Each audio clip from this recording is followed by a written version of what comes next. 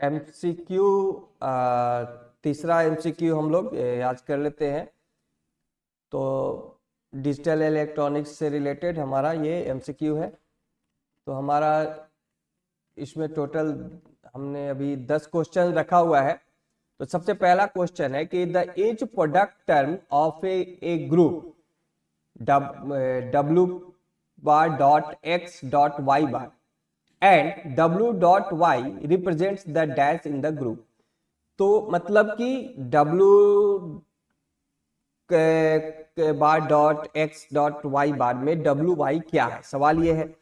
तो किसी भी ग्रुप में अगर बात ग्रुप का हो रहा है तो इसका मतलब है कि जब हमारा ये जो इस तरीके का कोई भी एक्सप्रेशन है, जैसे suppose A dot B dot C दिया हुआ है और कह रहा है कि ये एक ग्रुप को रिप्रेजेंट कर रहा है। तो ग्रुप जनरली किस चीज में होता है? के मैप में होता है। तो के मैप में अगर कोई एक्सप्रेशन डॉट के फॉर्म में है इस तरीके से, अगर ये इस तरीके से होता है ए प्लस बी प्लस सी, तो ये हो जाता प्रोडक्ट ऑफ सम और ये क्या होगा? ये सम ऑफ प्रोडक्ट होगा, एसओपी होगा। तो ये एक एसओपी के लिए लिखा हुआ एक्सप्रेशन है और इसमें पूछा जा रहा है कि डब्ल्यू और वाई क्या है। तो एसओपी में डब्ल्यू और वाई यानी कि इसके ऊपर कॉम्प्लीमेंट दिया हुआ है। तो जब कॉम्प्लीमेंट है और वो सम ऑफ प्रोडक्ट है तो ये एक मीन टर्म होगा। तो इसका आंसर होगा सी। तो हम लोग एग्जामिनेशन के दौरान देखेंगे कि इस तरीके से अगर कोई एक्सप्रेशन दिया हुआ हो और उसमें ग्रुप मेंशन हो और उसके बारे में पूछा जा रहा है तो ऑब्वियस है वो के मैप से रिलेटेड सवाल है। और के मैप में किसी भी स्टॉप एक्सप्रेशन में अगर कॉम्प्लीमेंट लगा है तो वो मीन टर्म है। क्लियर है? नेक्स्ट क्वेश्चन है प्रोडक्ट ऑफ सम, यानी पॉज की बात हो रही है। Expression can be implemented using, यानी प्रोडक्ट ऑफ सम एक्सप्रेशन कैसे निकाला जा सकता है, कैसे मालूम किया जा सकता है, इम्प्लीमेंट कैसे किया जा सकता है, यानी इम्प्लीमेंटेशन यानी कि सर्किट में कैसे बनाया जा सकता है। तो सर्किट में किसी भी प्रोडक्ट ऑफ सम को, यानी प्रोडक्ट ऑफ सम का प्रोडक्ट, तो सम यानी कि पहले सम आएगा, यानी हमारे पास अगर दो इनपुट है ए और बी, इसका सम करना है तो हम इसमें क्या लगाएंगे? हम इसमें और गेट लगाएंगे। यहां हमको क्या मिलेगा? ए प्लस बी। अब इसका प्रोडक्ट चाहिए इस तरीके के एक्सप्रेशंस का। तो अब इस तरीके के एक्सप्रेशंस का प्रोडक्ट करने के लिए हम लोगों को क्या लगाना होगा? हम लोगों को लगाना पड़ेगा एंड गेट। एंड गेट क्या करता है? मल्टीप्लाई करता है। तो पॉज फॉर्म के लिए एक और गेट और उसके साथ साथ एक एंड गेट लगेगा। ये दो चीज होता है। तो हमारे पास ऑप्शन में क्या दिया हुआ है हम देखते हैं। पहला ऑप्शन हमारा क्या है? To level OR and logic circuit. तो ये ऑप्शन हो सकता है। हम आगे भी ऑप्शंस को देख लेते हैं। Two level NOR logic circuits, ये नहीं होगा। Two level X OR logic circuit, ये भी नहीं होगा। Two level OR AND NOR logic circuit. तो नॉर गेट भी यूज किया जा सकता है दो लेवल पे, जो कि हम लोगों को पॉज फॉर्म का एक्सप्रेशन देता है।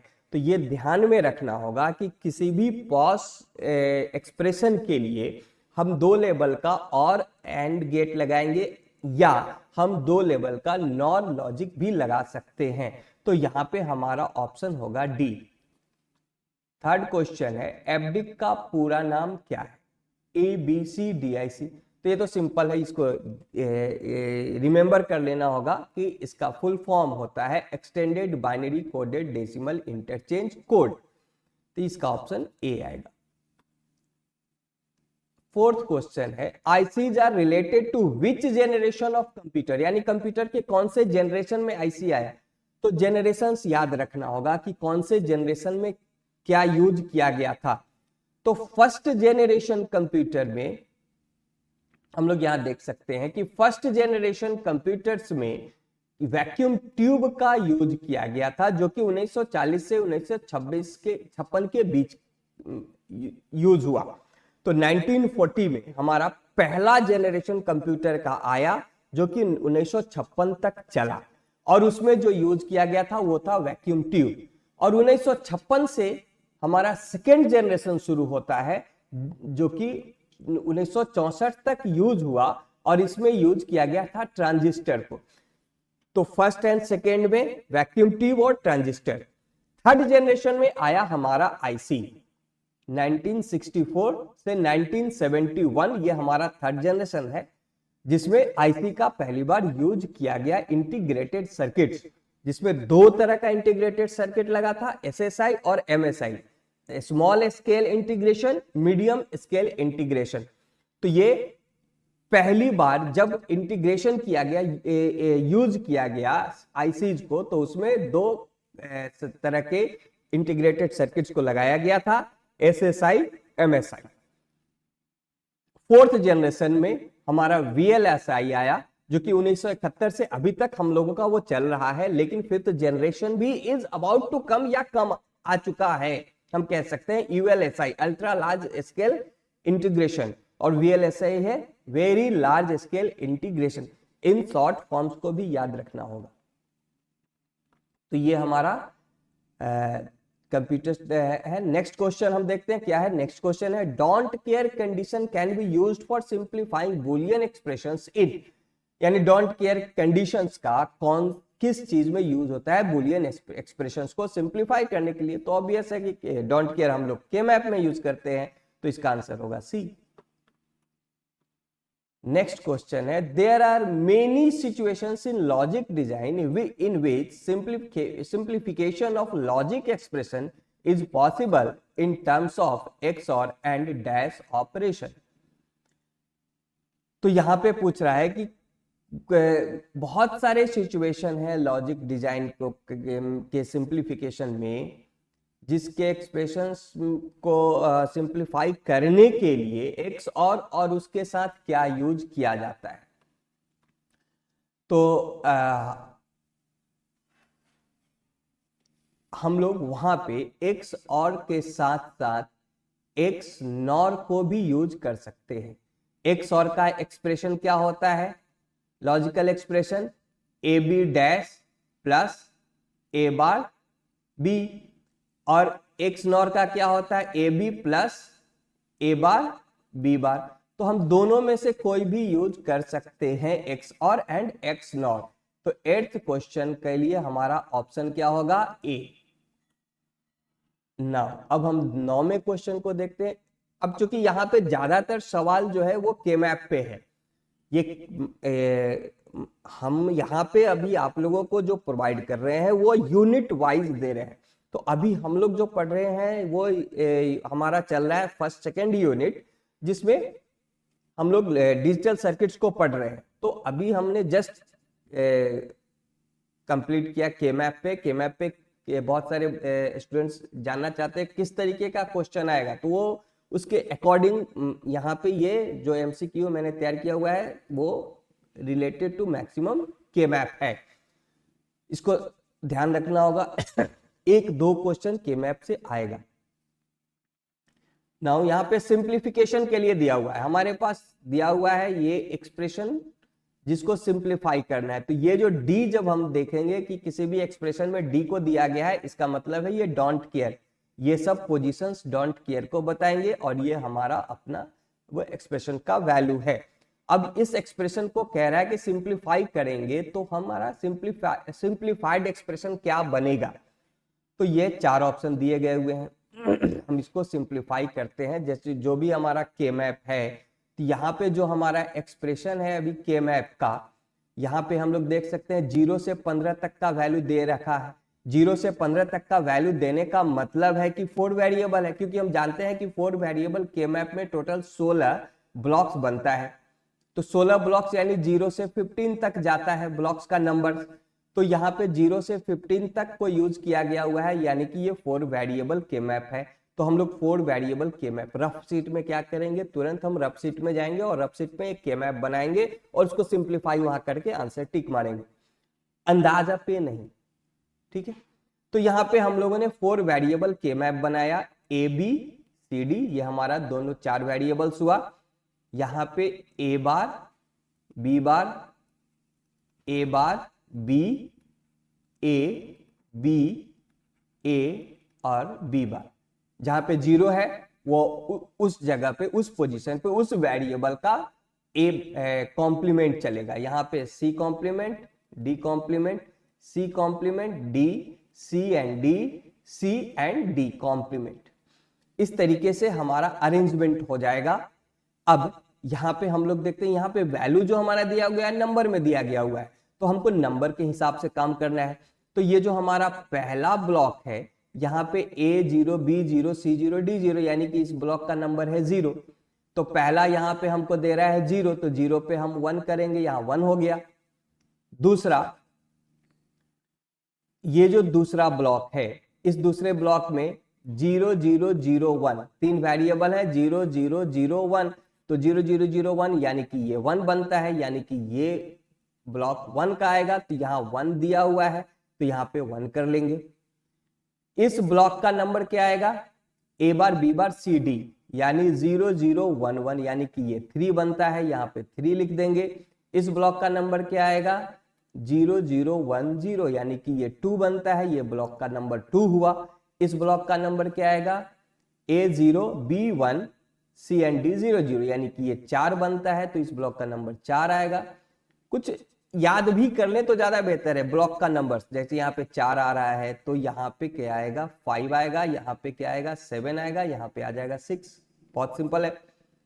उसी तरह से अब यहाँ पे 0 1 3 2 4 5 7 6, उस तरह से यहाँ पे क्या हो जाएगा, यहाँ पे हो जाएगा 12 13, ठीक है। और यहाँ पे हो जाएगा 15 और यहाँ पे हो जाएगा 14। अब यहाँ पे हो जाएगा 8, यहाँ पे हो जाएगा 9, यहाँ पे हो जाएगा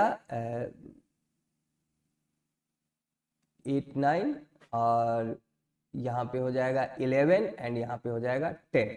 ये रिमेंबर भी कर लें तो ज्यादा बेहतर रहेगा, हम लोगों को वहां पे आंसर करने में आसान रहेगा।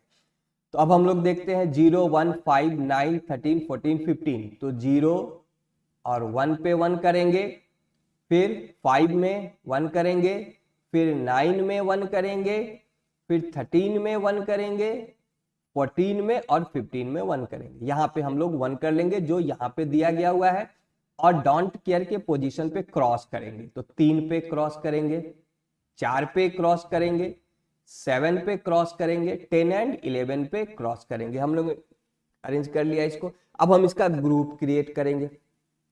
तो हमारा कितना ग्रुप बन रहा है, एक ग्रुप हम इसका बनाएंगे, एक ग्रुप हमारा ये हो जाएगा पूरा यहां से यहां तक, और एक ग्रुप इसका बनेगा। तो ये हमारा 3 ग्रुप बनेगा। अब इस ग्रुप का कॉमन वेरिएबल्स कौन कौन सा है हम वो देखेंगे। तो इस चारों, ये जो पहला जो ये हमारा ग्रुप है, ये इस पहले ग्रुप को हम लोग कह सकते हैं ये हमारा ग्रुप G1 है, ये ग्रुप G2 और ये ग्रुप G3। तो ये जो पहला ग्रुप G1 है, इस ग्रुप में कॉमन क्या क्या है। तो यहाँ पे A बार है, यहाँ पे A बार है, A बार कॉमन चल रहा है दोनों जगह। B बार और B, तो B कॉमन नहीं है। C बार C बार, तो C बार कॉमन है, यानी हमारा कॉमन क्या हुआ, हमारा कॉमन आया यहाँ पे A बार एंड C बार। उसी तरह से हमारे इस ग्रुप में, तो यहाँ पे हम देख रहे हैं कि रो तो चारों बदल रहा है, यानी A B कोई भी कॉमन यहाँ नहीं होगा। इसमें कॉमन क्या हो रहा है, C बार यहाँ है, यहाँ C हो रहा है, C भी कॉमन है, यानी यहाँ पे सिर्फ D कॉमन है, तो D आ जाएगा। अब इस ग्रुप में हम देखते हैं कि A यहाँ है, A यहाँ है, यहाँ भी A है, यहाँ भी A है, लेकिन B यहाँ पे B है और यहाँ पे कॉम्प्लीमेंट है, तो B नहीं लेंगे, हम यहाँ पे A लेंगे। Then C and C, D और D बार हो रहा है, तो D नहीं आएगा, यहाँ पे A एंड C आ जाएगा। तो हमारे पास क्या आया, हमारे पास A complement C complement plus D plus A C, ये आया हमारा कंप्लीट एक्सप्रेशन। तो अब हमारा ये वाला एक्सप्रेशन आया। अब इसमें हम लोग इसको और थोड़ा सिंप्लीफाई किया गया। D हम अलग ले लिए, AC बार प्लस AC, ठीक है। ए सी का whole complement plus C A C. तो अभी हम लोग जानते हैं कि A B bar plus A B ये किसके लिए यूज होता है? ये होता है एक्स नॉर के लिए। तो एक्स नॉर को शॉर्ट फॉर्म में हम लोग ऐसे भी लिख सकते हैं, यानी ये सिंप्लीफाई करके ऐसे लिखा जा सकता है। तो इसका ऑप्शन हमारा ये वाला जिस को सवाल में जो ऑप्शन होगा, यानी कि डी प्लस ए इंटू सी, ये ऑप्शन हम सेलेक्ट करेंगे। तो इस तरीके से सिंप्लीफाई करके आंसर देना बेहतर होगा। सिमिलर टाइप का क्वेश्चन है क्वेश्चन नंबर 10। यहाँ पे भी 4 वेरिएबल दिए गए हुए हैं और डोंट केयर दिया गया हुआ है। तो इसी तरीके से हम क्या करेंगे, हम अरेंज करेंगे इसको के मैप में, और हमारा ये वेरिएबल्स इस तरीके से आ रहा है। और हम जब इसको सिंप्लीफाई करेंगे तो हमारा A complement C plus B complement D complement आएगा, जो कि हमारा ऑप्शन है।